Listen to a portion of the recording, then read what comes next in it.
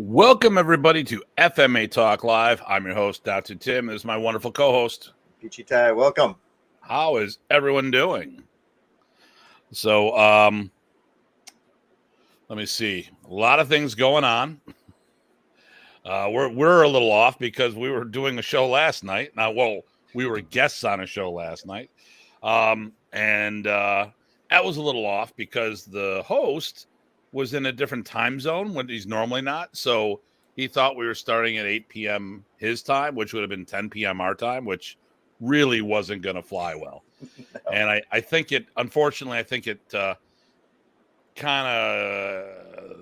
show had its casualties of that. I think there were some things that we wanted to talk about that we didn't because of, we were doing other stuff, like trying to get caught up and think, oh, geez, we were supposed to have this all thing set up and it wasn't. And, it is what it is. So today's topic, it's more than one. It's part of it is stick fighting stupid for self-defense. We're also going to talk about some other common thoughts of, do you need to train everything with both hands? Is training a stick the same thing as training a blade? That kind of stuff. So it's going to be a little there. Matt Jones, OMG. Hey there, Ty. Let me see here. What's this? I can't even see that because You may need a haircut. Yes, actually, I just shaved this weekend. I never do that. Okay. Terrell Richardson says, hello there. Hey, Terrell. From Maryland. We got two Terrell. Hey, Terrell. Terrell. Oh, Terrell. I keep going back. Danny Terrell and Terrell. Yeah. Hey, Terrell, are you Terrell? Are you you were in Atlanta? Are you near Glen Burnie? Because I was down there 2 weekends ago. But and then Danny Terrell. Yep. What's going on? And then all the way from Canada with Mr. Hiltz. And then we're going to talk about this. I was trying to look up Bat Boy. I can't find him because I waited too late. And, of course, my other co-host is talking in the background. Will you be quiet? Oh, my goodness. I'm whipped. I had good news. I saw my doctor today, and we don't necessarily think I'm going to need surgery on my foot. Oh, yeah? Good. All right. Okay. So we're going to do some kind of sonic treatment. But I think Tier's trying to give me some sonic treatment right now. Hey, buddy. Brennan, get over here. Get out of the way. We finally got our new car to replace the new car that got damaged. Yay. Yeah. So that 2 weeks after the car accident, it's all been replaced. Same kind or what? I don't know what same kinds. Red. It's red, so that's cool. That's the kind of the car. That's the color we wanted. So we got a new Blazer, and we had settled for a black one because getting vehicles is very hard right now. Can be, yeah. So we ended up we settled for a black one, and then of course on Janice's birthday I was driving and a guy blew through a red light and hit me. So that was fun. Totaled the car. Mm-hmm. So for you, everyone out there, anytime you get your airbags deployed, that is pretty much a done deal. The car is over because the aftermarket does not have the ability to put them back in and guarantee they're going to work.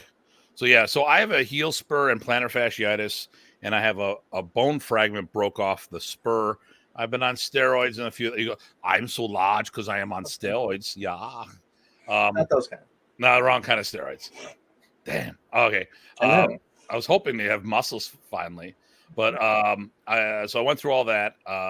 It's not helping, so I went in today, and we talked about it. I said, "Listen, let's do this. Let's do surgery if that's what's needed. Because do it now before it's that it'll affect my health later down the road. Because obviously I can't do any cardio whatsoever. Kind of need to be on your feet unless you're going to be, I don't know, doing the arm. They have the arm cardio. Well, I'm actually probably going to look at doing boxing more while I, just the upper body routine that I normally do. So it's not what I want to do, but it's what I need to do. Yep. I You got know, back into the gym myself. Oh, so speaking of surgery, my right hip was acting up. So you guys know I had a hip replacement 3 years ago, and I still got to get the other one done. And I was about ready to go. Oh my gosh, I need to get more serious. And then that was just one bad day. So they're coming more often. So I will still have that eventually. okay. Yeah, we'll see.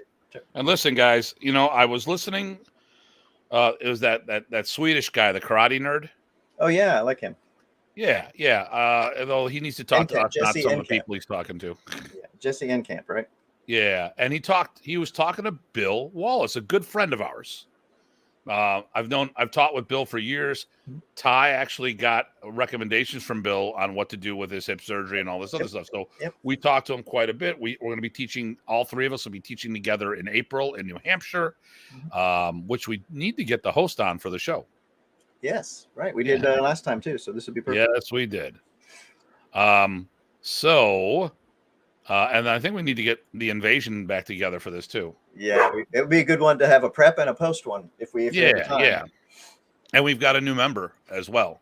Yes. Which we will talk about in the future. So before we get in today's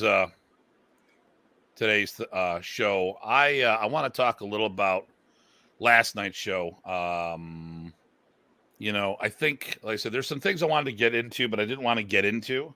Yep, Superfoot. He is Superfoot. Okay. Water aerobics. Yeah, I don't have a pool access at the moment. And then it was nice to meet you, Datu Tim, when he taught the seminar at Master Dominic's. Yep. We're working on getting back there. Yeah. And then, hey, Mr. Guida. So I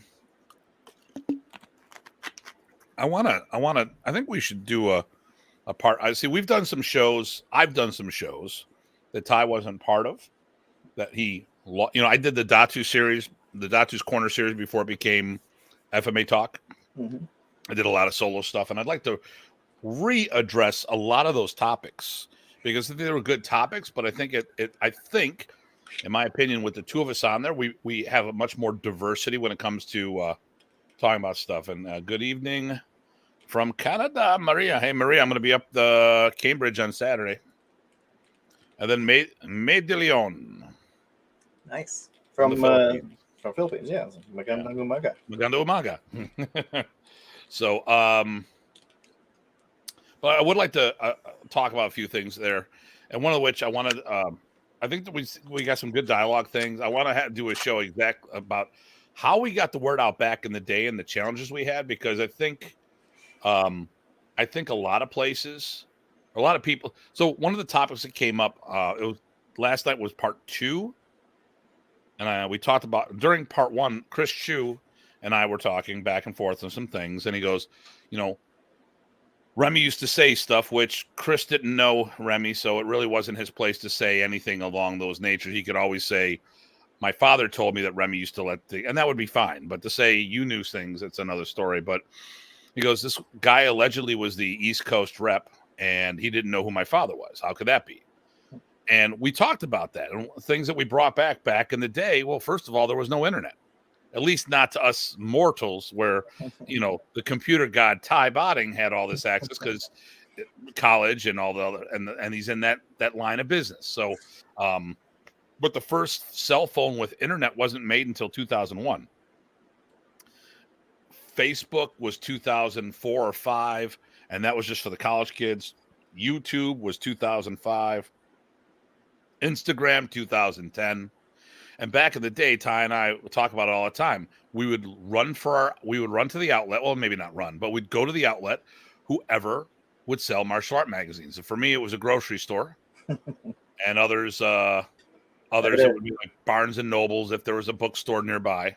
Or you get a subscription. I had a subscription to Inside Kung Fu. Yeah, there you go. I used to have them all at one time or another. Yep. Rowing machine's good. Problem, I do rows at the gym, but they don't have a rowing machine. So Frank says hello. Hey there, Frank. Hey, Frank. Frank, I am glad you're on here. And then MySpace. Hey, that didn't exist. I'm pretty sure that never existed. Never existed. And at one time, the one of the most, I think the second most popular CD was AOL. Yep. And we go through these things, and we didn't have all this stuff. And Frank, I want to ask you a question. We didn't have any of this stuff. What we had was word of mouth and magazines, print. You'd go places. People would actually snail mail each other. That's back when the post office actually did very well. Frank, my question for you is, I was looking at archive.org, and on archive.org, they bring up the Modern East website, rotary phones per house. Yep. Hey, Ferdy, Maganda Gabi, yes. Hey, will you stop biting? My hand was in between the two of them. So, Frank, I was looking up archive.org. Now, listen, guys, if you ever want to look at an old website and see what people put up there or what their claims were back in the day, you go to archive.org, punch in the URL, and it'll bring up a whole bunch of information. Yep. I was looking at the modernearnest.com website, Frank. How many times a year were you bringing Remy in? I think they got the hosts mixed up. But it kind of said that you brought him in twice a year, 3 years in a row. And I would have thought that would have been you and then Brian within a month of each other. By any chance, was that maybe the web designer or host, or whatever designer, maybe they didn't know that there was two different hosts in your area? Here we go. We wrote letters to each other. Come on, Terrell. Danny, you're old enough. We were probably doing messenger pigeons and smoke signals. My dad used to have pen pals with actual, pen letters. I remember that when I lived in Malaysia. There we go. Yeah, my dad kicked me to change the channel. I was the remote. That's right. Yes. I'll call you before the weekend. Yep. Yeah. Well, and then if you call the wrong number, I misdialed twice in a row. I'm like, y'all call me long distance. You can't even get your number out. I'm trying to do it too fast. My problem. Some of these people today don't know the horrors of phone numbers with too many nines in them. I couldn't stand those. Oh my goodness.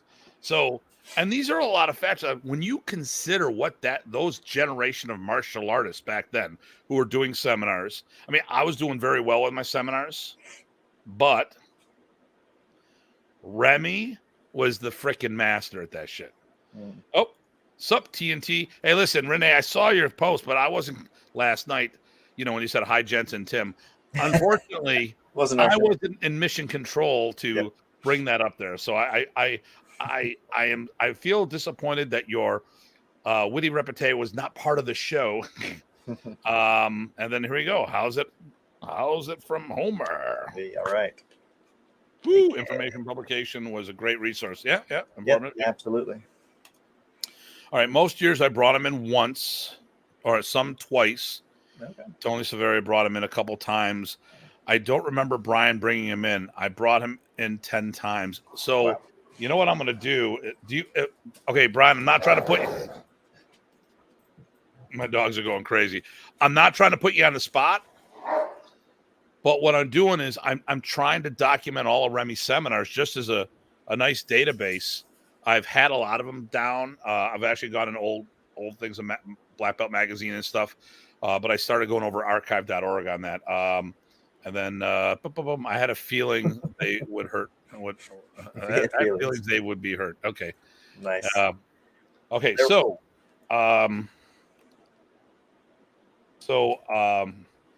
Yeah, like I said, I got it seemed that what was listed on the website was twice in 2 months back to back. Would you have done 2 months back to back? Mom's here. I'm Papa Bear, by the way, and these. I mean, maybe that was the time with Severio. That's interesting, though. There was no other names that popped up. Yeah, I mean, because I was looking at the Modern East website, moderneast.com goes back to 1998. Mine started for the Can-Am chapter of the IMAF started in 1999. So I think it was in April. So I'm gonna look up January real quick. And who knows how accurate these things were, because, it was a pain in the butt back then to update stuff. I also have to see if the camps were listed separately. I don't think they were. Okay, April 11th, Cromwell, Connecticut. It has Were you on 75 Berlin Road? Oh yeah, no, Cromwell Martial Arts. That would be him. That was on April 11th, and then I could have sworn, man, maybe it was the other year. Maybe it was 2000. Hey Frank, I was wearing your shirt just the other day. Thought of you. Uh-oh. Well, what was Frank wearing? There you go. But I'm here all day. So okay. Maybe it was 2000. Yes. Okay. Yeah, okay, that was him there. All right. Yeah. Oh my God. I'm looking at archive.org. It's hilarious. Just looking at what websites looked back in the day. Oh my God, they were horrible. Mine still is, but yes. At least I hand coded mine. Well, there you go. Okay. Cromwell, Connecticut, March 19th. Frank Schakowsky. This is 2000. Okay. So 2000 March. And then, okay, here we go. March 19th. Frank. Oh, okay. No, then it was April 9th. So it was like 2.5 weeks. I don't know what. Well, that's all stupid shit. Maybe people coming and going somewhere else. Maybe people would have just supported each other. I know Frank did. Okay, I'll get these. I'll try to find. I brought him in twice in 2000. Okay, nice. Yeah, so I'll. Yeah. Oh yeah, in August as well. You had George Dumlin with him as well. That's cool. He did a doubleheader.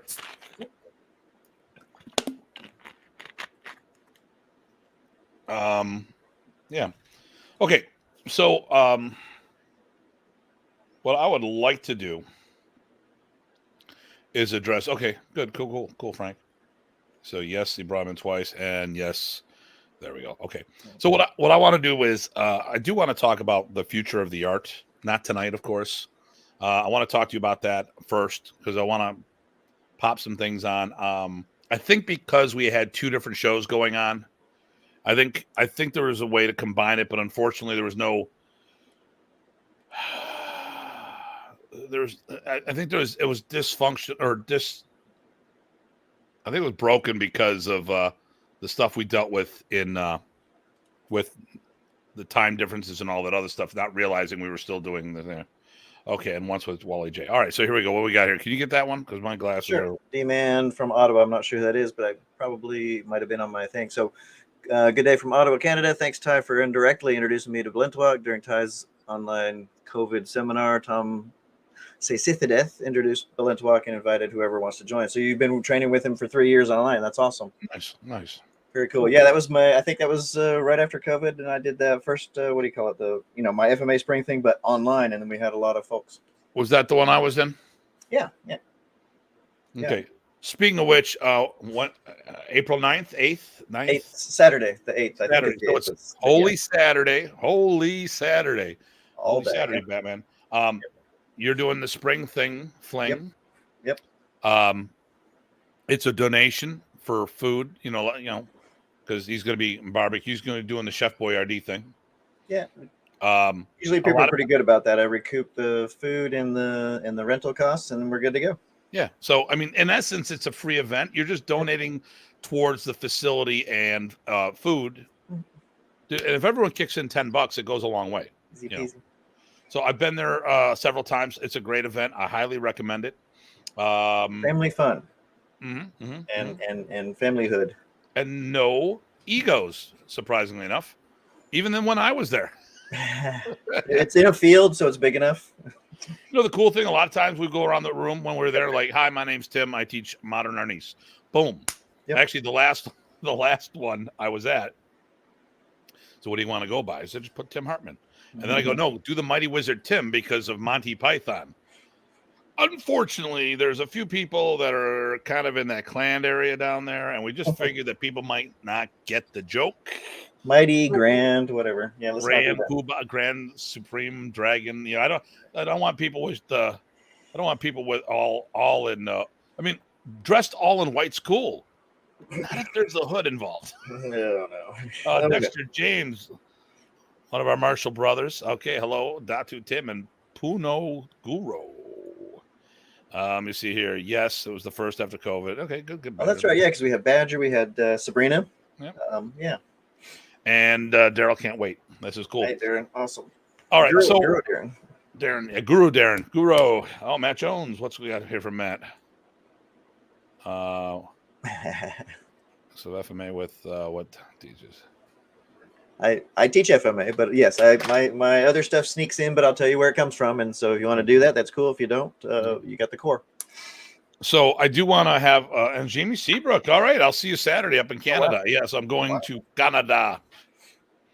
Jamie was he was one of the London, Ontario crew. Mm-hmm. So first, a lot of Canadians again. This is again Can-Am. Shades of Can-Am. Can-Am. Do you have anything you want to throw out before we start today's topic? No, but actually, well, yeah, I think no, I don't. But I think we do need to, slam onto the table what today's topic is, and then go to the next portions of it. But yeah, let's do it modular if that's cool. Okay, so 3 topics, all in the same kind of mindset. Is stick fighting stupid for self-defense? Now, let me see here. Bat Boy made some comments. Self-defense is generally pointless. Study an art, any art. If you don't want to do that, avoid dark alleys. So now he set me up for one of my favorite sayings. Some people will ask you, hey, what's the best martial art to study? And what's my answer? The one you do. Do something. Do it. See, I listen to Ty. So that's one topic. And then maybe that'd be the first topic. Okay. Well, let's see. Let's see. I'll let everyone else. Here's the other 2, and then if whoever answers first, which one we want to go with, we'll go with that first. Okay, so the other topic is: do we need to train everything with both hands?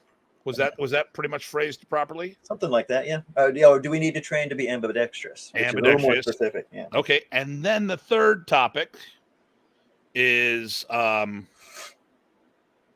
training a stick the same thing as training a blade? Because a lot of people tell me it's all the same. It is all the same, but is it? Mm-hmm. It's all the same until it isn't. Let's talk about it. So, everybody, please, whoever chimes in first, which topic of the 3 are we going to go with?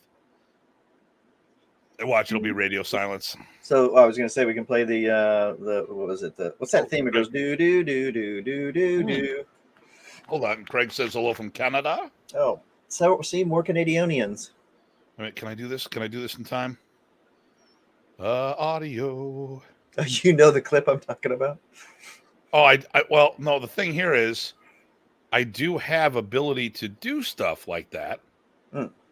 Audio, stereo, recording. Oh, where the heck is it? There is a music option.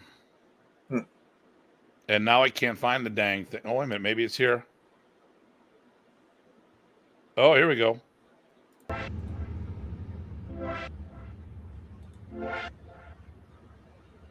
I don't like that. That's not right.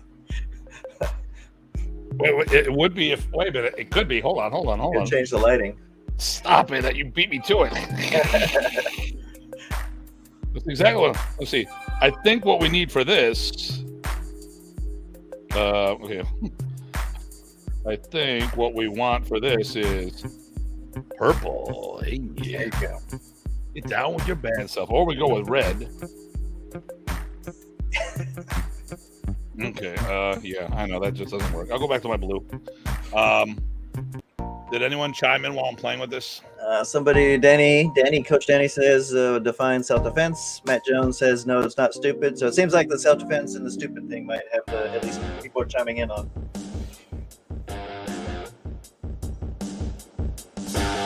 Oh, I can change the tempo. Oh, see anything coming in on my phone here? Okay, so a new comment just came in. Here we go. It's another one on self-defense and weapons. So he says. Okay, so I think we've got our answer. So yep. I'll go back to the silly music background, and we will turn that off right now. I don't have music, but I can. Okay, so let's talk about this. What do we? Okay, so in general, and here we go. Working in New York City, there's a ton of machete attacks. Not Cutlass. Yeah, not Cutlass. That's Barbados. See, I listen. There we go. Not learning a weapon defense system put you at a major disadvantage. But weapon defense system, that's a different thing. And that's actually what my topic is really what about. Because you're not blocking a pipe or machete with empty hands. Okay, so, and then no, it's not stupid. Picking up a stick will cause more damage. Yes, using both sides of the body type martial wisdom. Okay, so here is a thought. So what I don't, okay, so I look at, it's a good topic. It's a whole thing to unpack here. And there's multiple sides to it. So as most of you should know, if you've watched the show at any amount of time, I've been doing Balintawak for over 2 decades. I love my Balintawak. I don't think it's good for self-defense. Balintawak is a dueling art. 2 fighters training against each other, like boxing, okay? Like judo, like wrestling. Now, the reason why I chose the ones I just threw out there is there's no question that there's elements in all of them that could be applied in street scenarios. Sure. But what's the core? So if we're doing Brazilian Jiu-Jitsu, that's all cool, but we've seen top-tier grapplers getting injured and killed because they're doing their trade against people with weapons and getting stabbed and or shot. So I'm not saying the material doesn't work, but if all you have is a hammer and everything looks like a nail to you, sometimes you don't need that nail. I mean, or sometimes you need something other than that hammer. So here we go. As Grandmaster Jerry Nanoy Galano, is that Galano? No, Galliano. Galliano, I guess. Franco would say, it all comes from the sword, the stick, and the knife. Okay. Carl, who's supposed to go with me to Canada, but he had car problems. That's okay. I'll see him this weekend. Good. Carl Outram is the host of the Canadian seminar this weekend. So, I look at this a lot in Filipino martial arts, and this is the thing that annoys me. And people can call BS on me, or hopefully people will see what I'm talking about. I see all these people training all this wonderful martial material, and we're going to use Filipino martial arts as the example, but I see it in all martial arts, not just Filipino martial arts. And I'm looking at the lock and block from Serrata. I'm seeing the groupings in Balintawak. I'm seeing Hubud and Sombrada drills and all this other stuff. Mm-hmm. But what I'm not seeing is people taking any of that material and try to apply it to common self-defense attacks. I see everyone training stick fighting / dueling, but no defensive tactics. Okay, here we go. Forgot what day it was. I was traveling, tuned into Facebook, trying to listen, but in a bar in Savannah with husband and cannot hear, so unable. We'll catch y'all later. Have a good night. Okay, all right. Here we go. Take care, Kara. Danny, martial arts training isn't self-defense. There you see. You see now. That's why I like Coach Danny. I see too many people. Well, here's a guy who trains fighters. Trains fighters. Okay. And the tactics that you teach in the ring, Danny, we know some of it can be applied in the street. But would you agree that that could also get people in trouble if it's not taught in the right context? And I'll wait for that answer. And this is where I go back to my music.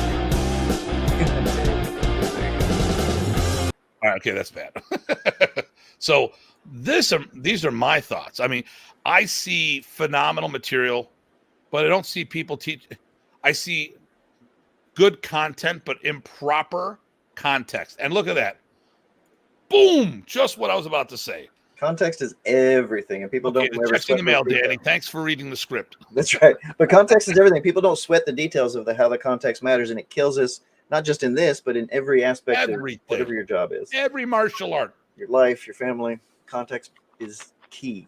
There's a video I thought was amazing for Brazilian Jiu-Jitsu. Two kids are playing Brazilian Jiu-Jitsu, and the other pulls like a chalk or lipstick knife out and just like smears the guy.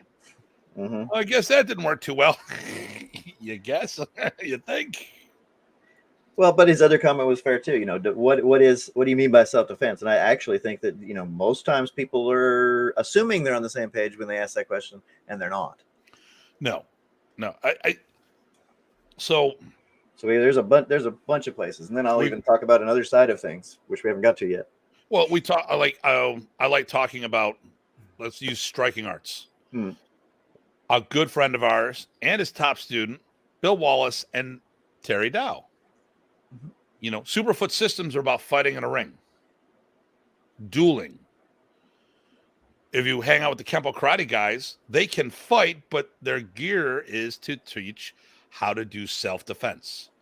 And I think that was the big difference between Remy's approach and a lot of others, where the fighting / dueling was definitely higher up in the curriculum. And the lower level was practice. I mean, why was it the art within your art for some people? Because he was teaching them practical ways to defend against weapons. Most will define as fighting. Yep. Now, I have a problem with that. So right off the bat, the first thing I want to I look at is, I think it's you cannot, if you're going to teach weapon defenses, then you need, I had someone teach firearm defense. Oh, hey. Dan, how you doing? Master Dan. Dan's got a camp coming up. Mm-hmm. So if you're down in the Florida area, look up Dan Lohman. He's got the Comaton Conference? Or I don't know, whatever it is, share it with us, because I don't have that in front of me at the moment. Yep. Martial arts teach skills that may be useful in self-defense. Boom. Mm-hmm.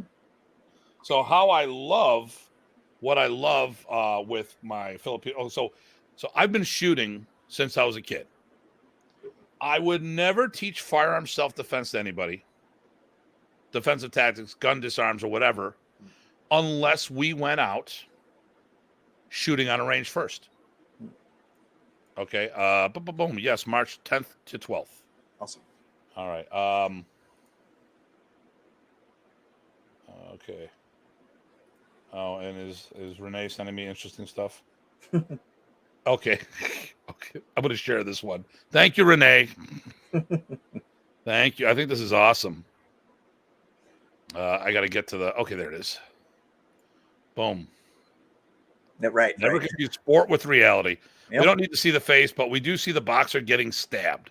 Mm-hmm. At Ryan Boxing Coach. That's that's exactly what I'm talking about. And that's what I think one Jeff Berger shared it recently as well. So there's a common understanding there. Yep. Okay, here we go. Would you take that one, please? Sure. Kurt and from Alaska. Agreed. Context does matter. Would you agree that it is up to the student and the instructor to come to understanding of what is the context of their training? Also, that both parties need to clearly define the end state goal of training, whether it is for art, sports, self-defense, or warfare. I know Tim has a lot of thoughts on this. I would say that if I can start, absolutely, people should be figuring out what is it they want. And what is it that the school and teacher is purporting to give? And those may not match exactly. And a good school will tell you, hey, it's not quite what we do. Here's what we do. I think some of it you'll like, but you might also check out these guys because they do right what you want. That conversation should be had, I think, in very fair, open terms, because if you're not going to stick with it, it's not going to be the art that you do. And then you've just failed again. Yeah. Anyway, quick thought. No, I agree 100%. Well, here's the thing. So I run a professional school. So when people come in here and they say, they'll ask me, why are we different than all the others? They go, listen, we do a little of everything. Okay. We are street defense oriented. Okay. We still do the art. We still do the sport, but we have a good orientation towards self-defense. So, we talked about this on the show last night. What's the open? I don't like the word translation, because when Chad was throwing it out, it may have gotten lost in translation. Like, how do you translate it? Right. I want to have the unarmed applications of the movements. And that's the thing I knew what he's talking about. Right. That's only because we heard professor, let's do the translation. And he didn't have a good vocabulary. It's like the application and the connection combined. Yeah. So here's the movement with a stick. Now, what if you do it against a blade? What do you do it with the stick in your hand? With a blade? What unarmed? How's it change? How's it the same? Yep. Okay. So it's all the same until it isn't. Mm-hmm. Which will be another topic we're going to tie into this. I love. Okay, once again, here shooting and hitting are different things. This is true. Things there. Tim was. I don't know where Tim was. Okay, I talk about it. I've been shooting since I was 5 years old. I could hit the ground 100% of the time. There you go. It was 8. I think I was 8 when I was starting hitting on a regular basis that I remember. But my father was a state trooper with 100 acres of property. And when I was visiting with them, bolt action, 22 long rifle. That's why I think the shows kind of get things wrong. Actually, The Last of Us, if anybody watches that show, what I was appreciative on that is they talked about how often you miss. It was great. Most of the time, and just 5 things. I don't know about that one, but when you saw the reboot of Red Dawn, and, look at all these weapons, and they were shooting with like the machine pistols, and they couldn't hit the damn target. Nice. So there we go. So let's get a couple of these comments. Sure. I think martial artists are bad about teaching things that they have no expertise in. They should stay in their lane, and this is what I'm talking about. So a lot of people, if you want to teach a stick defense and you're not teaching how the stick moves. If you're any Krav guys out there, I'm going to tell you a story from one of my students, one of my kickboxing students. She also does Krav. Carl agrees exactly. The bunkai of all martial arts styles, systems, muscle. Okay, boom, here we go. So I'm going to tell you what she said. I talked to her and I listened to the girls talk in the morning. And sometimes I just let them talk, and I'm like, okay. Sometimes people are so passionate about what they do, they don't realize how little they know. And I don't want to burst their bubble unless it is time to burst the bubble. So they're talking about this. I go, hey, so are you doing blade, stick, and firearm disarms? Oh yeah. So are you teaching those techniques? No. We're only self-defense. I'm like, well, to be honest with you, that is the most irresponsible thing I have ever done. I would never teach someone a stick disarm without knowing how the sticks work, blade disarm without knowing how the blade works. And more importantly, there's no way in hell I'm going to do handgun disarms if you've never shot, Chad Doolin, our guy, is picked up things from other people, and he's got, this is awesome for those Ty knows, he has got a 1911 rubber band pistol. A wooden pistol shaped like a 1911, and it shoots rubber bands, so you can shoot each other with consequences.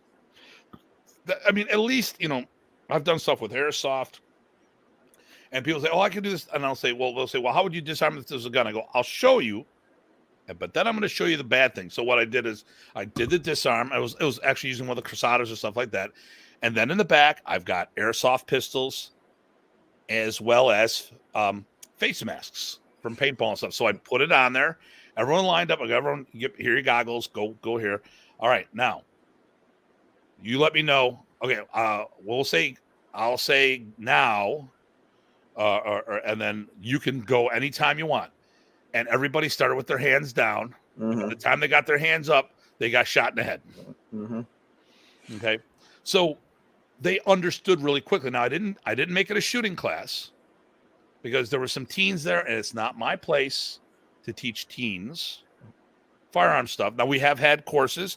Chad has come up, and we've done a shooting course to tie that into self-defense. But at the end of the day, they found out the hard way that they don't know what they're doing. And with that Dust guy out there, I love all the spoofs, the memes they're doing, spoofs on there where they show them doing the disarm and everyone's up in heaven.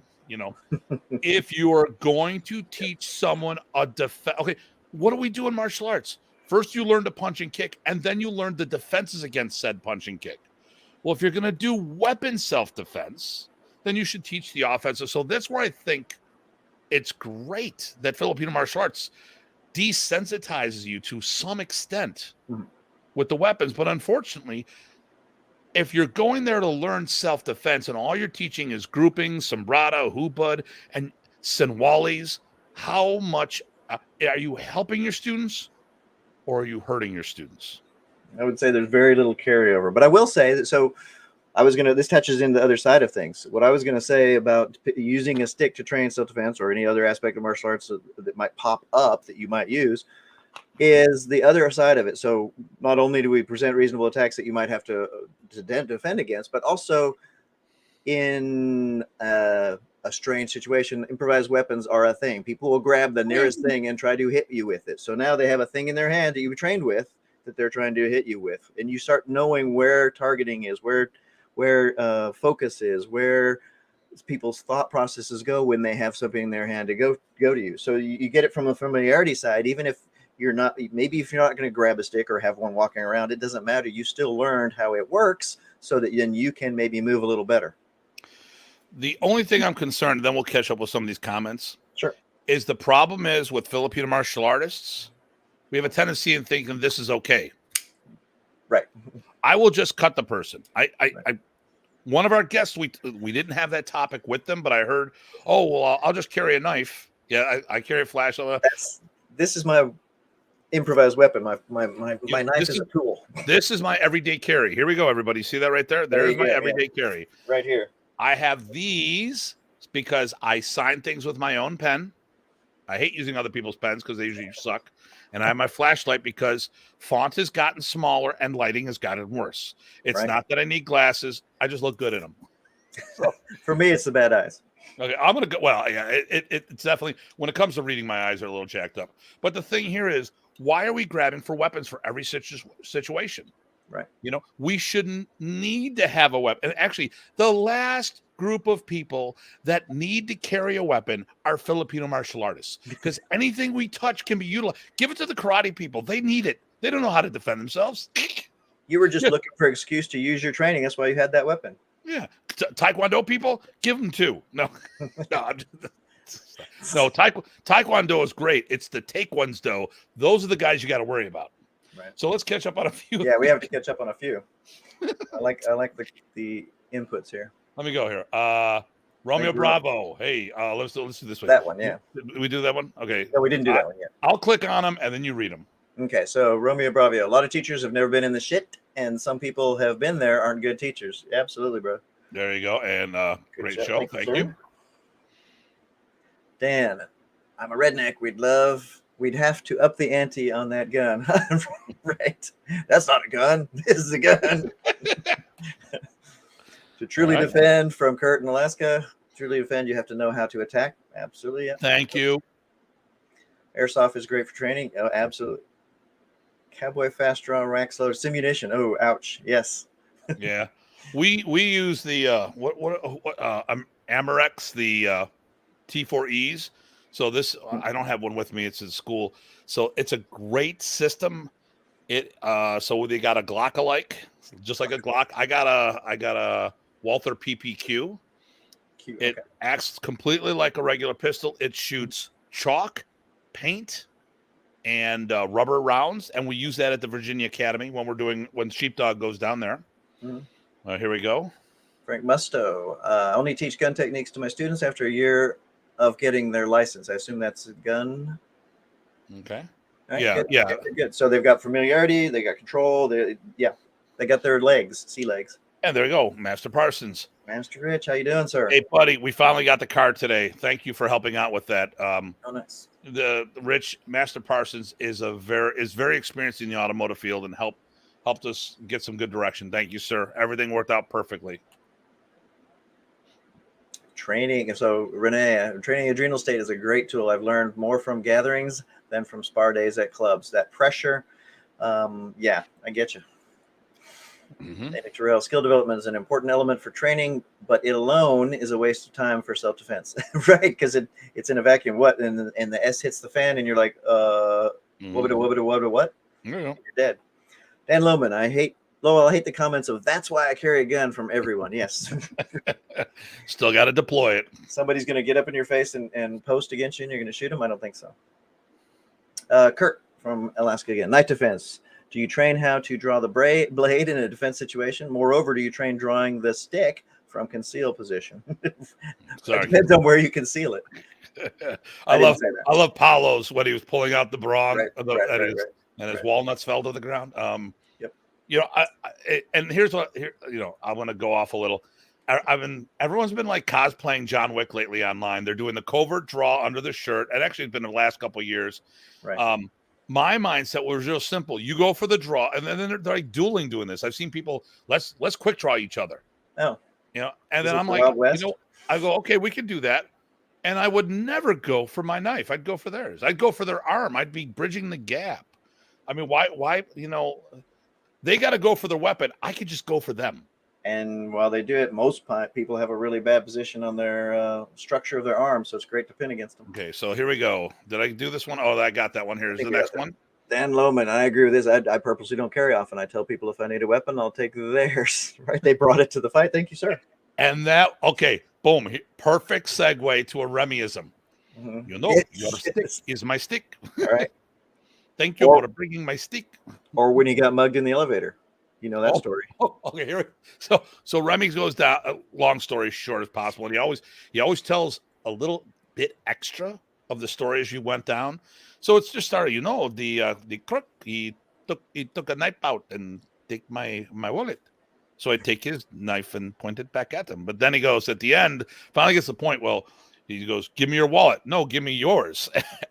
And then the door opens up and the guy bolts out. And who's standing in front of Remy? A security guard or whatever. And Remy's got the guy's knife and the guy's wallet. Right. So his ID and everything. It's not mine. Romeo Bravo, go Tye. Yes, flashlight.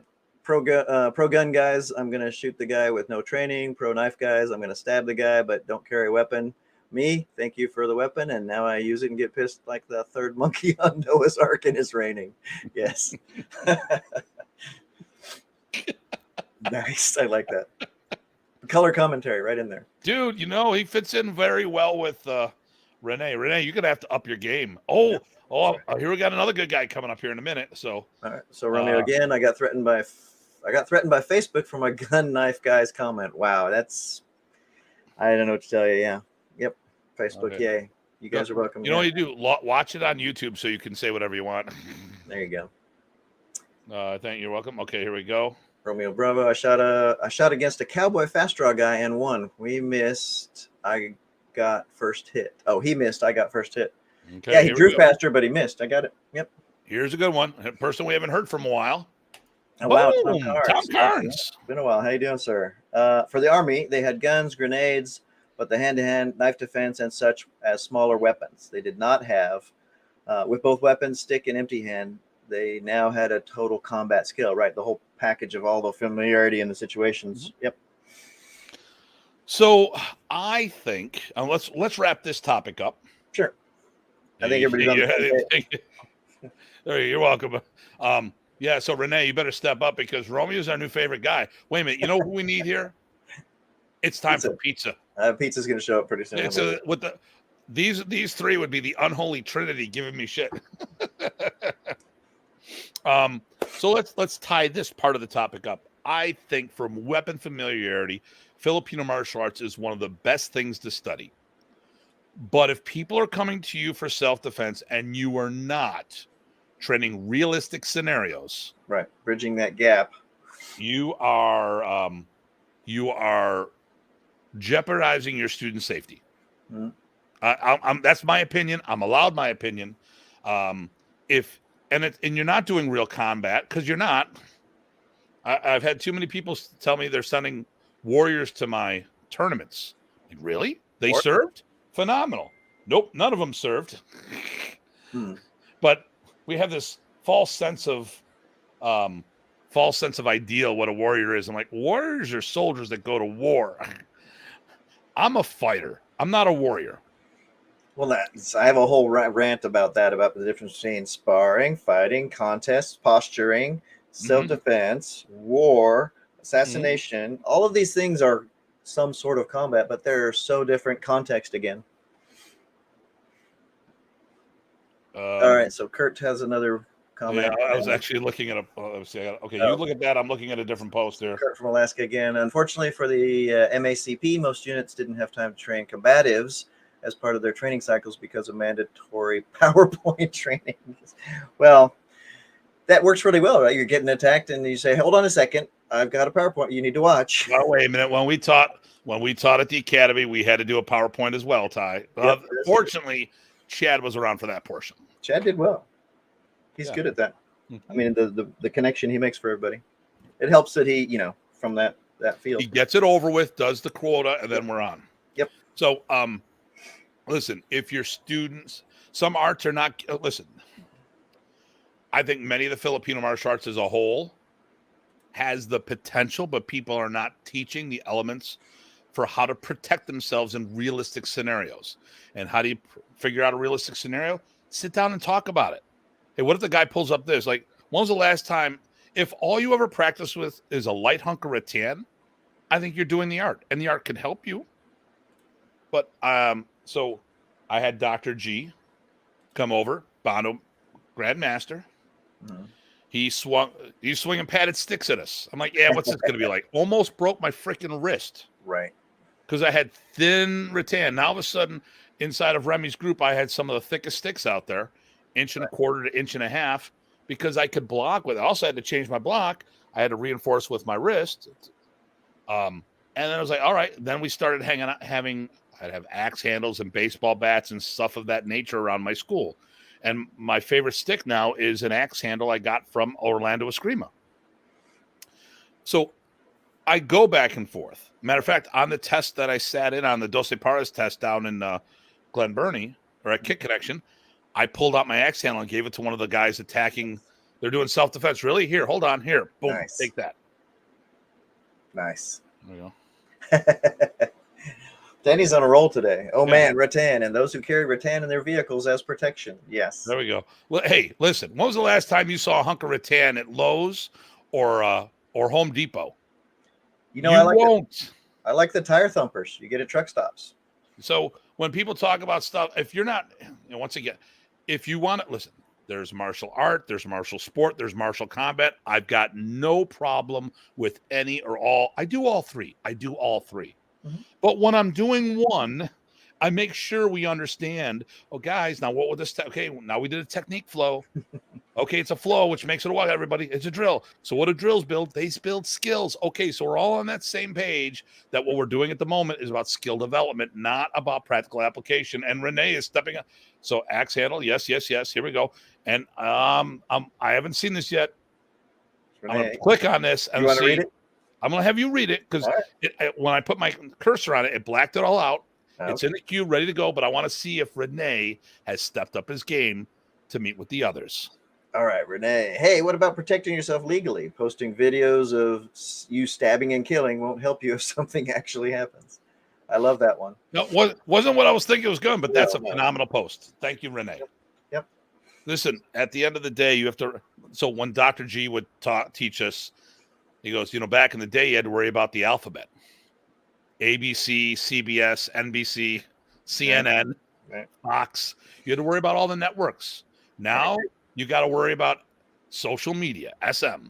And if you go around the place and say this, that, and the other thing will kill. Everybody's got one of these. That's right. You go around the place saying this, that, or the other thing will kill, and then you have that on you and you get in an altercation. That's not going to look good. Okay, here's we got another one. This is great. This is a phenomenal show. Listen, everybody, thank you for contributing so much. We've been averaging 20 people the whole time live, which means how many people are really watching, according to this. All right, here we go. Depends on the laws and doctrine. Okay, here we go. And the big one for you. Doctrine. I love it. Yeah. Oh, where'd it go? Didn't. Okay. Boom. Dexter James, I've been to war. The best thing I've learned is you never want to be in a fair fight. Yeah, if you're getting a fair fight, you're doing something wrong. It put the odds in your favor, but that's the concept missing from martial arts sports training. The techniques are great and all, but the mentality only comes down to a fair fight. And if you're doing it right, because you shouldn't have gotten the fight in the first place, you better make sure that you win. Renee, in Canada, it's not going to help you. Yes. My mindset, so one of my guys, he's teaching MMA now. Primo Luciano, phenomenal. Who's a cage fighter, champion at one time.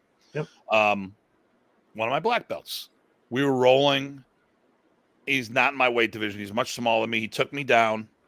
And we rolled into a stack of my Reebok aerobic steps. I grabbed the top step. I lifted up to smack him with it, and I stopped and tapped out because I realized at that moment I almost played the wrong game. Because it's a good lesson on both sides. Yeah, I was like, okay. Fortunately, I tell my students, you got to know when to be able to turn a switch on and when to turn it off. Yeah, if you can tap into that escalation when you need it, that is gold. See, my mindset is I don't want to fight people because I know how I can get. Mm-hmm. And I mean, I can't tell you how many guys when I was coming up, because I was a smaller guy, I got picked on. I was a target. I would do groin kicks. I poked eyes. I bit people when I was getting choked. I pulled hair. I did everything that's not fair. Well, you know what the fair thing would have been? Leave me alone. That would have been the fair thing, numbnuts. Yep. Now you're numbnuts. If it's a real fight, I think all bets are off. Come on now. Kurt, naive FMA student. I'm gonna stick fight against an armed assailant with a rifle at elevated position from behind cover. Yeah, yep. I love you guys. And Romeo says to Renee, Kokolo, Canada always blames the victim these days. Yep. Oh yeah, and Kurt, thank you for your service. Yep. Absolutely. Okay. So, I'm going to sum my theory is I think what we have is great, but we. Sorry. We'll let everyone else read that. No, I didn't use that. I didn't pick up feces and rub it in people's face. But if I had pooped myself, I would have. Right. I always figured, hey, if you get your hand chopped off, I'm going to spray the blood in their eyes because it blinds them really good, and then I'll continue. There we go. So my mindset is we have phenomenal stuff, but we need to train for said scenarios. Yep. If we're not doing it, is it? When I was bouncing, I had been that 300-pound dudes had hit with chairs, not martial arts. Yes. Yep. One rule: I win, go home intact. I win, I go home. I use the tuna fish can. Okay. Fish. Okay, we got it. Yep. So, if we're going to claim self-defense and what we're teaching, make sure you're putting things in the proper context. Yep. If all you're doing is your drills, then you're doing your students a disservice. To make sure that you help them. Yep. Once I had a guy with a knife, and he wanted to fight. He didn't want to fight. Oh, all right. All right. So, what do you have for this as a wrap up? I don't got anything. I think the context is key. Again, that's worth saying. Don't teach what you don't know. So if you're trying to teach self-defense, make sure there's a connection that makes sense, or make sure you've checked with people, or make sure you've maybe even talked with people that have had to live things that you haven't. You don't have to fight to be able to teach this stuff, because we know coaches who've never done, but they're good at coaching people. Yep.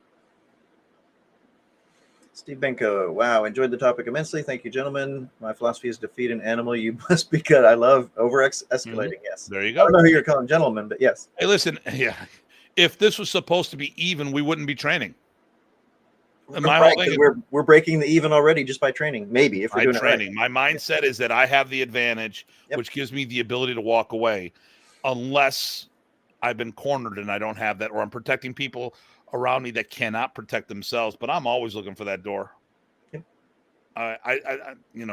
But okay. Plus, there's no guarantees, right? So self-defense, the best thing is don't be there. Well, there you go. Hey, you pussy. Okay. All right. I am what I eat, and I'm going to walk away. So thank you, Romeo. All right. So let's go to the next topic here. And I'm going to do my thing. Which one is it? I think we do ambidextrous. Okay. Ambidextrous. And I'll be right back. I'll be listening. All right, good. So ambidextrous. That came up recently. Oh, let me see what Renee said. Favorite national disarm is hitting the person with my truck. Right. I just like disarming people. And then you have the advantage if you have trained it properly. Right. It depends on what you're doing. Yep. Yeah. So to the topic at hand, right? Should we train to be ambidextrous? That's come up because a few things, but I remember Paolo Rubio, our friend, asked that on one of his questions, which he loves to ask the leading questions, which help start a conversation, which I appreciate. Sometimes people emphasize that, and he was like, "Why?" Just asking the question, right? So I thought that was good. I think, from my perspective, I'll go ahead and start it since Tim's not here. Training ambidextrous, I think that's already got it a little bit wrong. If you train multi-hands, and I think you should, and we'll get to that in a little bit, if you train your other hand to inform, and like I said, we'll get into that in a second, you're still not going to train to be ambidextrous. It takes years, decades to be ambidextrous, and it really helps if you pick a hand early on and then you start training right on. The only ambidextrous people I know are people that were left-handed that were forced to use their right hand. So that's a lifetime of training to be ambidextrous. Even if we expose our other hand, we're not training to be ambidextrous. But what we are doing is good, and so we can talk about that in a little bit. But I'll let Tim go. So Remy Prasis was the best righty you'd want to know, and he was left-handed, and he learned to become right-handed to teach. So he'd been doing it for decades. He stressed us to be able to do things with both hands. Mm-hmm. My mindset is 70-30. I know some people say train both hands equally. Others say train your primary hand. When we're talking about weapon techniques specifically, train your strong hand is so good that you don't have to switch hands. Mm-hmm. My mindset is that I don't know what hand the tool's going to end up in for whatever reason. Or what if I'm injured? Because there's the other. Or just what we talked about before in the previous discussion, right? We talked about, hey, if you're working against a person with a weapon, in this case, you're working against a left-hander and you're never seen that before. Mm-hmm. People talk about it with boxing, right? Southpaws used to throw, unexperienced people out of kilter. So there's that. I will also go on to the proven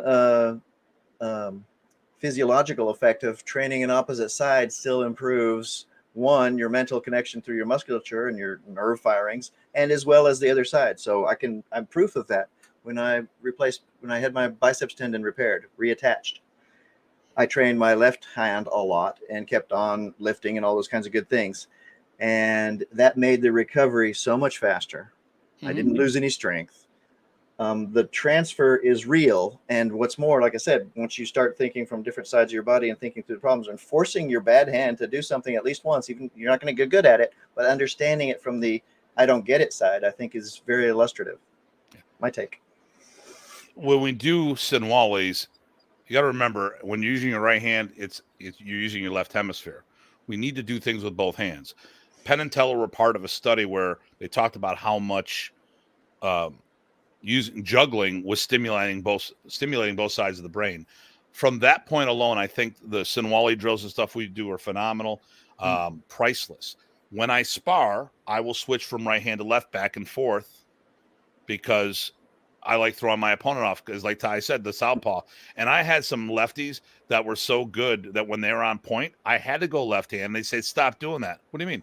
I'm not used to a lefty. Well, neither am I, so deal with it. Suck it up, Buttercup. Perfect. And it would throw their game off. It was just enough. If I was a little off and they were on point, like, all right, I got to do whatever it takes. Yep. When it comes to open hand, I like doing both sides, because what if I get my ribs cracked? Right. All right, I switch it up. I don't think that's going to happen in the fight when it comes to weapons. I think it's going to be too fast for you to do that kind of, smash my hand. But once again, if whatever reason the weapon ends up in my left hand, I want to be functional, not necessarily proficient. So, you see some POS car, piece of shit car that's driving down the road, spitting black smoke and all that. It's still getting down the road. Mm-hmm. It's getting the job done. Sure. So that's where I am with my weak hand. My mindset is when it comes to weapon fighting, I want to be proficient, skilled with my primary, and I want to be functional with my offhand in case whatever reason it ends up in there. But I also believe with doing the right-handed techniques, your left hand should be engaged the whole time. Absolutely. Your live hand should be doing everything. It should be checking, grabbing, punching. And I think today, like the modern day application of multiple weapons like a stick and dagger, a sword and dagger, isn't to use the dagger. It's to get the live hand engaged, whether it's punching or checking or grabbing. Once they get used to doing that, it's easy to put it in there all the time. But if I remember someone from Europe coming over and training with us to do Balintawak, and I could tell they were doing a sword art because they never used their live hand. But the person was phenomenal with everything. It wasn't the fact that they couldn't use the live hand. They never thought about using the live hand. They had all the manual dexterity to do everything because I've seen the person do stuff. And I'm like, why can't you get your live hand? Because they're thinking more like fencing than anything else. Yeah, well, you do traditional versus a sport fencing, the live hand would have been because you can parry the blade down and do stuff. But I remember one of the lessons early I got from Remy was he said many times he would say your live hand is your most deadly hand. Okay, here we go. Let's get caught up here. Let's see. No, training for ambidexterity, I think is what he's talking about. No, that's a waste of time because you never will be. Yeah, you're not. It's not going to happen unless you devoted your life to it. Dexter, exactly, because you have legal. Oh, this is back to the avoid a fight. Yeah, right. Avoid the fight. Yep. Okay. Gotcha, Dexter. Yep. Kurt, training for ambidexterity. Wow, I'm messed up tonight. Is great for neurological load and complex cross body patterns. Exactly. Yep. No, I agree. I think people can overemphasize it and think they're getting what they're not getting. That's all. Yeah. Frank Musto, thank you for all the insights. Injuries have changed my training, especially after the shoulder injury. Yeah, I had the same thing with my arm. I'm going to talk about that one specifically. Yep. So one of my guys is a ex-cop, and he retired on the job fine, but his torn rotator cuff and everything with his right hand. So he used to stick fight left-handed because his right hand couldn't do. But that was actually good because you could do baton in one hand. He could do baton asp with his weak hand and shoot with his strong hand because he still could shoot. He just, when it came to pulling it up here, he just didn't have, so he would do it left-handed. Also, when I do my teaching, and I'd be curious to see what other people do this, if someone carries a firearm for personal protection or it's a profession and they're carrying it on their hip, I always tell them strong side back, forget about our footwork because firearm protocols supersede everything else. Right. In my mind. Okay, here we go. Renee, yes, both hands all the time for many different reasons. For me, injury, double your chances to hit, and sometimes it feels like a stranger is giving you well, one of the things I noticed, so Remy, if you watch him, he was doing very basic stuff. When he had to do two-hand training, he was training both at the same time. So sometimes you do the same motion at the same time to reinforce from both sides of the brain at the same exact time. It was when I would do my angles of attack and you wanted to do it left hand, I couldn't do it. So what did I do? I did them both simultaneously. So a lot of times when Remy would do a double feed, it wasn't because you were doing two weapons. It was trying to get your offhand to mimic what your strong hand was doing. Yep. Reinforce that training. Danny says, what are you training for and how long do you have to train? It is one thing to have trained it, for exposure, but you will never be totally equal on both sides. Absolutely. On. D-Man, working the other hand makes you conscious of that other hand, and you'll be more able to use it when you need it. Block, punch, grab, the live hand side, and also the application. Yeah, gotcha. Like I said, I still want to reinforce the idea that now if you're just like if you train knife techniques, you have to know when a knife does to you. You have to know what the other hand does to you to get used to it. Tom Carnes, some, not all that trained me had the left hand. The sacrifice so you could use the live hand and strike or get that ending shot in. Okay. And of course, Windows. Eric just got back from the gym. All right, Eric. Thanks for joining us, Eric. I guess that's a good show. See you guys. All right, later. See you all later. So, I don't think this is a long, drawn-out topic. I think there's good attributes for doing that, and there's some good reasoning. Sure. I don't think that to have that equality on both sides is. I don't know. Not worth the squeeze. You're already an expert on your good hand, so you're going to start over from scratch. Yeah. So I like both hands at the same time. I like the Sinwalis. There's a whole bunch of medicinal. Actually, here's another thing too: is think about this from a holistic point of view. You want to train both hands, but not expect that level of proficiency. Quarterbacks and baseball players, usually their throwing arm is longer than the other because they're constantly throwing and extending that arm out. So, when we're boxing, generally, back in the day, you didn't switch leads. Now you'll see that more often. But when you think about this, I'm only doing certain techniques from certain angles. I want to do everything like going to the gym. you don't lift 20 pounds with one hand and 100 pounds with the other. I mean, you try to lift equally. So from that point alone, I think it's more of it's a holistic thing as well. So of course, Eric thinks we're being funny, and here we go. Check out Cognitive Kali to see the neurological benefits of ambidextrous. And I think that's the key, is that neurological action. You can get a lot more juice for the squeeze for some of the benefits there. Yeah, cool. So let's do the last topic of the day, is using this. Oh, here we go. Hold on. Uh-oh. Denny, I often have students work their off hands first, then go to their dominant side. Works neurologically and helps the frustration level by ending up on their strong side. So nice. This is good. So listen, everybody, if you're teaching people how to kick, or you're doing kicking sets, make sure they finish on their strong side. Mm-hmm. Yep. If you're doing angles of attack and you're going to have them do both hands, you might start, even if you start on the strong side, make sure they finish on that strong side. Let them finish with a win. From a psychological point of view only, it's going to make them. Yep. Positive reinforcement. Eric, I like training both hands. Gym metaphors applies. Okay, yep. There we go. All right. So let's hit our last topic. Is a stick and a blade the same? Oh, no. It's the same until it isn't. Yes. Sir, why don't you come out swinging on this one? Oh, me? Oh, okay. I how can I sum this up? So I think having a weapon in your hand of a similar range, there are some things that are applicable. I absolutely think that you have to change the character of what you're doing. Are you clubbing? Are you slicing? Are you poking? Are you prodding?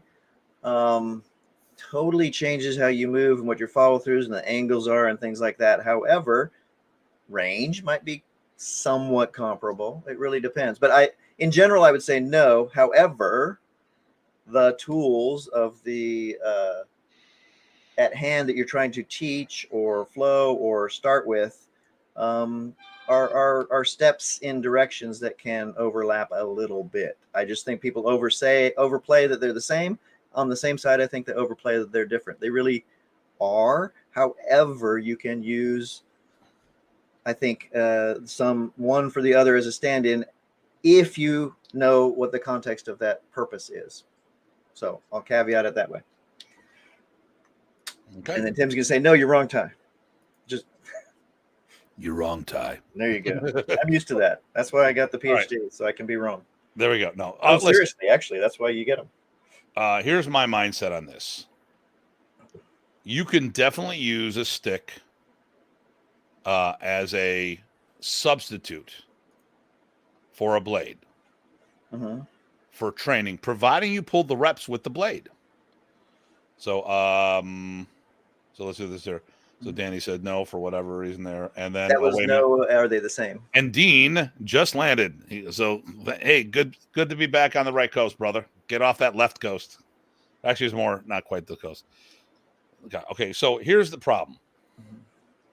And you got to remember, yep. Here are the rules. So we're talking the ultimate use of the weapon, the most destructive use of the weapon. Sticks break bones, steel cuts flesh. That's rule number 1. Rule number 2 is you cannot change rule number 1. Now, you can change the targets with an impact weapon to be more subdual. So that's the whole ASP system for police officers. Instead of they don't target bone to break, they target muscle regions, usually the thigh, to cause spasms in the leg, to have people go down, and they're doing subdual. They're not trying to create permanent damage. Right. So you take a blade and apply it to a bony region, you may have just lost that tool. You may have. And back to your thigh thing, you're taking a cudgel to that thigh muscle, even though it's the same target as a blade. The power generation and the follow through is different depending if you're slashing or chopping. And so if you do a cudgel, it's more like a chop, sort of. Yeah. With a stick, we'll do a lot of hit and rechamber. Yep. Okay, we can do follow through, but you really don't. Doing a blade like that would be harder because generally speaking, and we're talking, all things got to be the same. I'm not talking about a knife. If we're talking about a 28-inch stick, we're talking, oh, shitty. You just got here. You got way too late, buddy. We didn't make it. Late. Way too late, because now we've got Tom Carnes We got Romeo Bravo, and Renee. We don't need the fourth stooge here. Sorry, bud. You're way too late. You missed your spot. Plus, I didn't understand what his post meant. No, Sorry, I don't know. Signed up for 3 for leadership. Anyway. Oh, Yeah, signed up 3 for. Okay, he signed up 3 people. Got it. Okay, leadership just left. Okay, so Awesome. with the stick, we have a tendency of having that ability. I think there's too much mass of a blade of that size. When you think it's made of metal, you probably have to follow through a lot more. We're more committed. Where a stick, you might have a little more ability to do. Also, you can do more dos manos, where you can't really do that with the blade. Also have the weird feather touches, like the retreating and advancing slicing. You're not doing that with a stick. You might do that with a blade, depending on the nature of the blade. When I train my blade, when I train with blades, I'm more cutting. Mm-hmm. If you swing a blade like a stick, now you've just created a chopping tool. And if you do not train it to go for the appropriate regions, you may break or lose your weapon because it's stuck in the target. So let's go to earlier shows of Forge and Fire. I got a little upset at some of the judging because if you watched, Doug Marqueta sometimes blew his swings. Sometimes he'd go for a decapitation and he would take one head off of the dummy, and then he'd do it another one and he chopped into the skull and it caused damage to the blade. And it's unfair for the contestants because one chopped into the skull and the other one chopped into the spinal area. So I mean, and the mass is completely different, you know. So now we're talking, you know, we're talking custom weapons, of course. We're not talking what the norm would be. But the thing here is, and I'm surprised that our comments have slowed down. Maybe they froze on us, or they all left. They can only handle so much of us. Yeah, I think we're up 22 at the moment. Yep. That's cool. When we look at all this stuff, I think the thing here is that if you're used to swinging a stick all the time and you put a blade in your hand, you're going to swing it like a stick. Yep. If you're doing blade work all the time and use a stick instead, you're going to swing it like a blade. Now, it doesn't mean you can't use it. Right. But there's going to be a difference. They missed my 3 cents in input. I don't want your input, man. That scared me. I just want your 3 cents. That's right. Give me my money. Give me my money. No, I see it all the time. It's funny because before the metal trainers came out, before good trainers came out, I used to watch everybody, including the Pikiti guys, practice, and everyone had a stick. No one was using blade, and I'm like, dude, you're not using that stick the right way. It's just not working. No, I love this one. So Danny again is on point. He's on a roll today.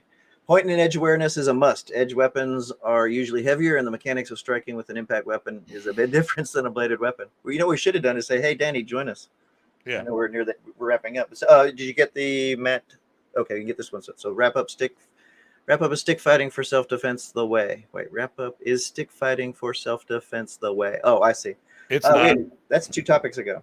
Yeah, watch the beginning of the show. We just basically said it was good awareness of the tool, but unless you're practicing realistic scenarios, it's useless. The context. Yeah, there you go. And Matt Jones, what is the difference between Kali, Eskrima, and Arnis? Okay, Matt, right off the bat, Eskrima with an I and a K, and Arnis are the same thing. Kali doesn't exist. Here's a funny.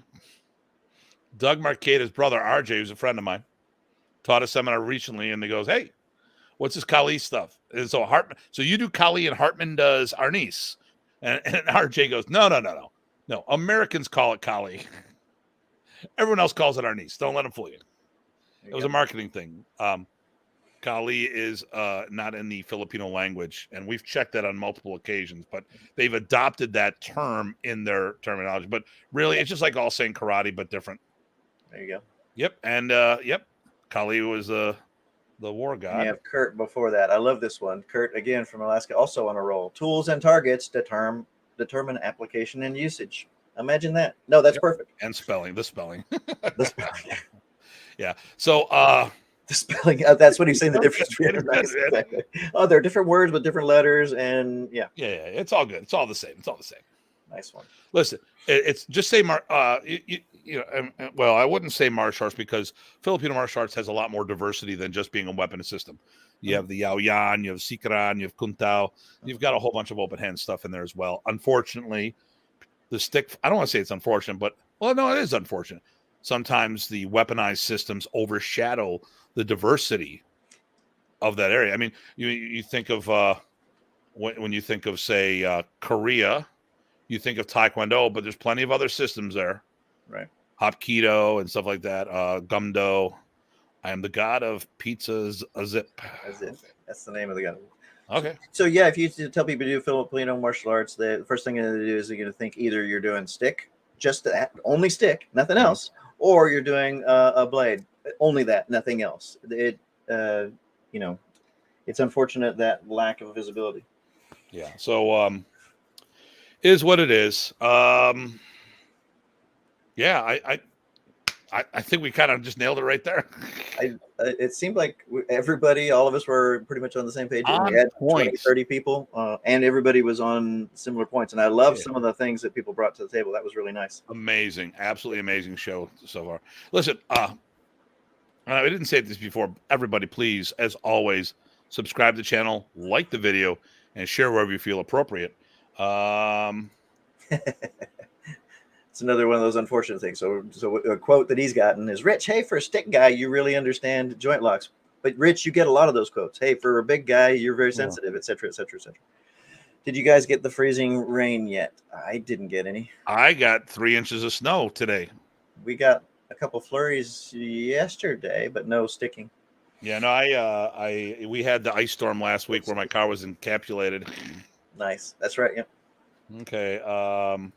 Oh no, should make a Rumble account. I have one of the biggest karate channels on there. What's Freezing Rumble? Rain and Ice. So Rich got, I don't know actually.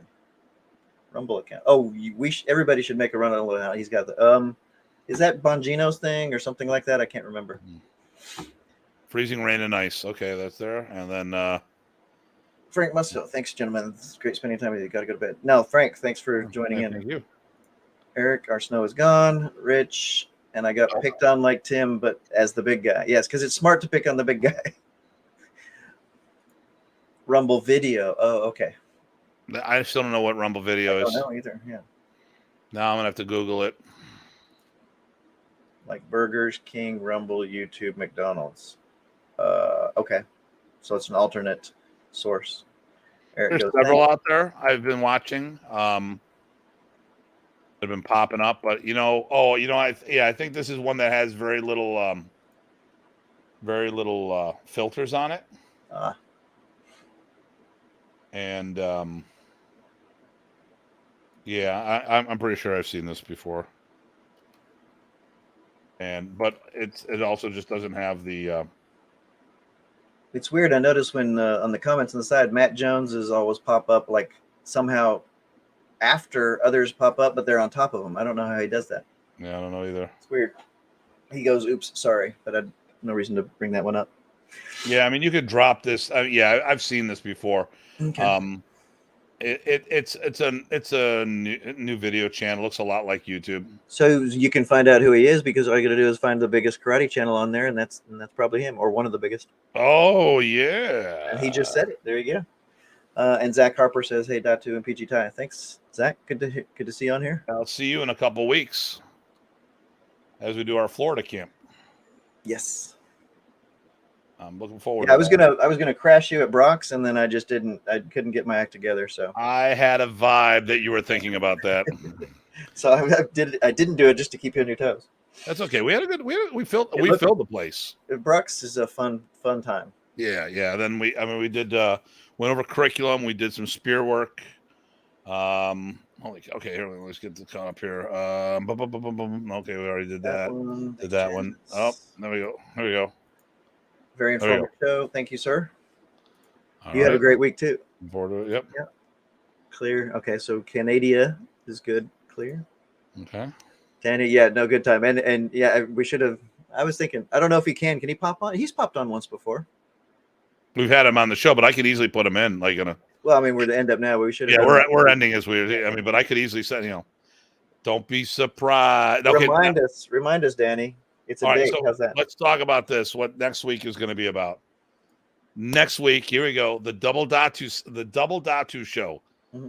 Datu Kelly Wharton will be on talking about how modern he's got at the Pacific Northwest. Nice. I got to drop my line this week. Just to remind him, hey, bud, next week, I've never met him, so this will be great.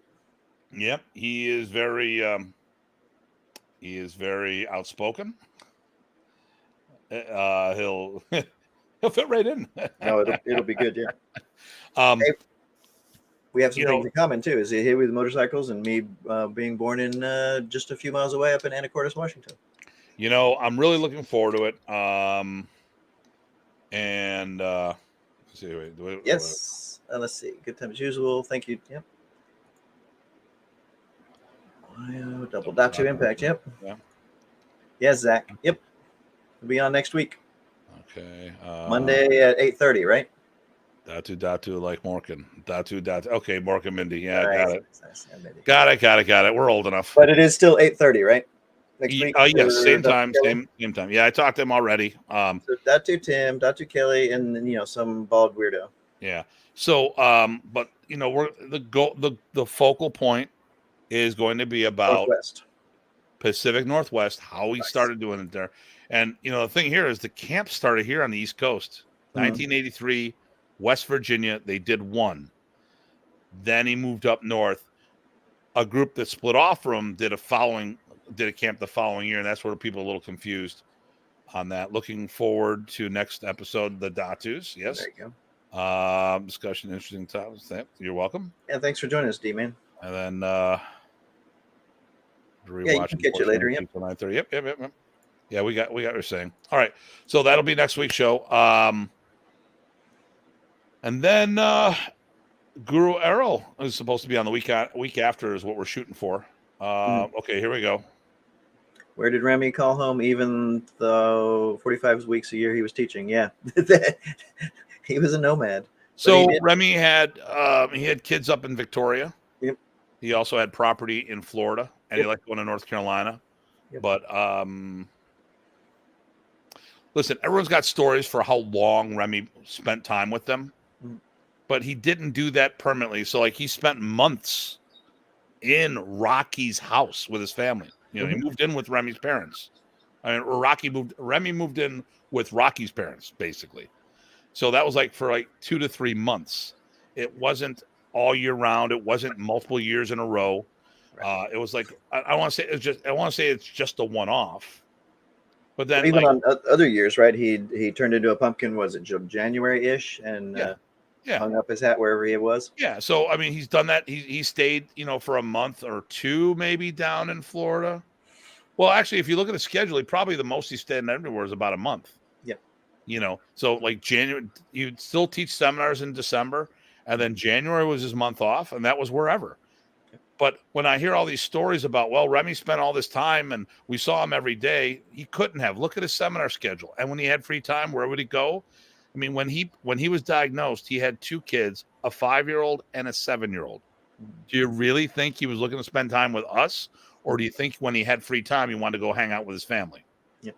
You be the judge, But it's all about context and perception and stories told and people listening and talking about something. Snowbound states sounds like LOL. Okay. All right. So listen, next week's show is going to be awesome. Yep. Looking forward to it. Hopefully a lot of people will be coming on and participating like today. That'll be great. Yes, please do come on, bring questions, show Datu Kelly some support and us too a little bit, but a new guest is always good. I'm looking at a trend that we've been getting stronger and stronger for our live shows all the time. We really have had more people participating. I mean, today's show was amazing. That participation was absolutely amazing. And as far as the rest of the stuff goes, good topics, good interaction. I'm looking forward to more good guests out there. Okay, that's what I was looking for, but I went too fast. Okay, not bad. And like I said, we've got some things we're going to talk about. Ty and I are going to sign off. Of course, we're going to shoot the bull for a few minutes before we both turn into pumpkins. Listen, as always, everybody, please, thank you for the support. I really appreciate it. Everyone stay safe and stay sane. This is Datu Tim. DG Ty. Take care. We'll see you all soon.